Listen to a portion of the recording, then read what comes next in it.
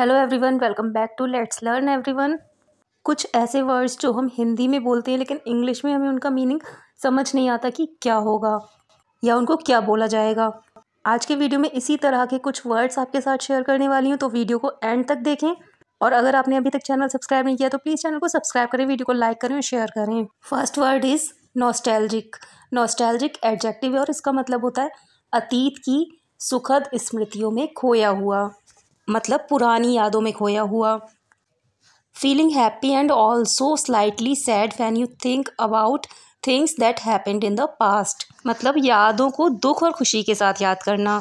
I get very nostalgic when I watch these old movies of my childhood days. जब मैं अपने बचपन के दिनों की ये पुरानी फिल्में देखती हूँ तो मैं अतीत की यादों में खो जाती हूँ या पुरानी यादों में खो जाती हूँ। ब्रिलियंस। ब्रिलियंस एक नाउन है और इसका मतलब होता है प्रतिभा या बुद्धिमत्ता और चमक दमक। फर्स्ट मीनिंग है ग्रेट स्किल और इंटेलिजेंस, मतलब प्रतिभा या बुद्धिमत्ता, और सेकंड मीनिंग है ग्रेट ब्राइटनेस ऑफ लाइट और कलर, मतलब चमक दमक, बहुत ज़्यादा लाइट या कलर की brightness. He is respected for his brilliance as a teacher. एक शिक्षक के रूप में उसकी प्रतिभा के लिए उसका सम्मान किया जाता है। सेकेंड एग्जाम्पल है I had never seen diamonds shine with such brilliance before. मैंने पहले कभी हीरे को इतनी चमक दमक से चमकते नहीं देखा था। नेक्स्ट वर्ड है इमर्स। इमर्स एक वर्ब है और इसका मतलब होता है विसर्जित करना या किसी वस्तु को द्रव में पूरी तरह डुबो देना। Means to put something or someone in a liquid especially so that they are covered completely, मतलब किसी चीज़ को लिक्विड में डुबो देना जिससे वो पूरी तरह cover. Lord Ganesha idols are immersed in water to symbolic his return after his stay at the homes of devotees. भगवान गणेश की मूर्तियों को भक्तों के घरों में उनके रहने के बाद उनकी वापसी के प्रतीक के रूप में पानी में विसर्जित किया जाता है। इमर्स मतलब विसर्जित करना और इमर्जन मतलब विसर्जन, और डिवोटी का मतलब होता है भक्त। नेक्स्ट है पेल।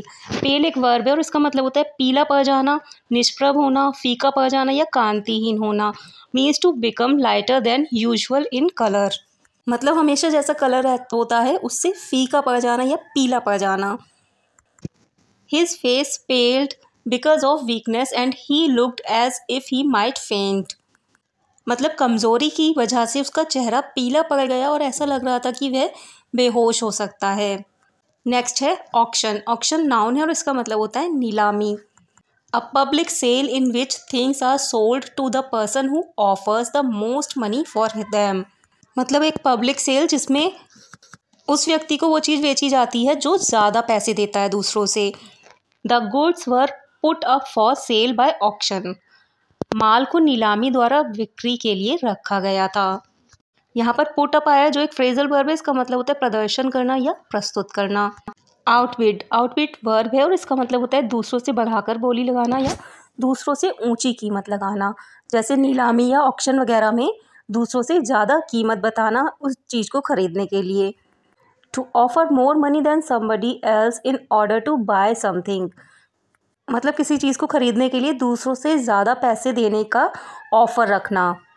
एग्जाम्पल है he outbid me for the painting I wanted to buy at the auction, उसने नीलामी में उस पेंटिंग के लिए मुझसे ज़्यादा बोली लगाई जिसे मैं खरीदना चाहता था।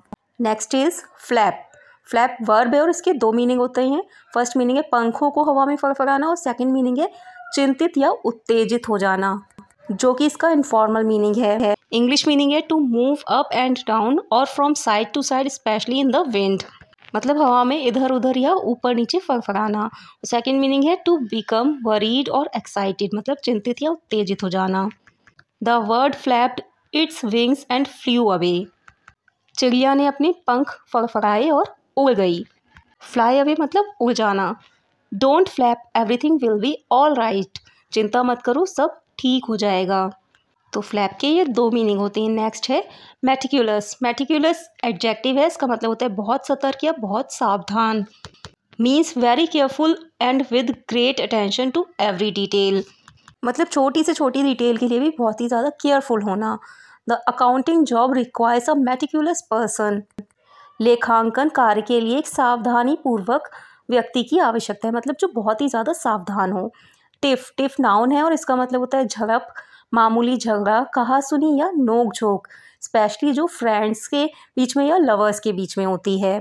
A small unimportant quarrel, specially between two close friends और लवर्स, मतलब दोस्तों या लवर्स के बीच में ऐसा झगड़ा जो इम्पोर्टेंट नहीं होता है।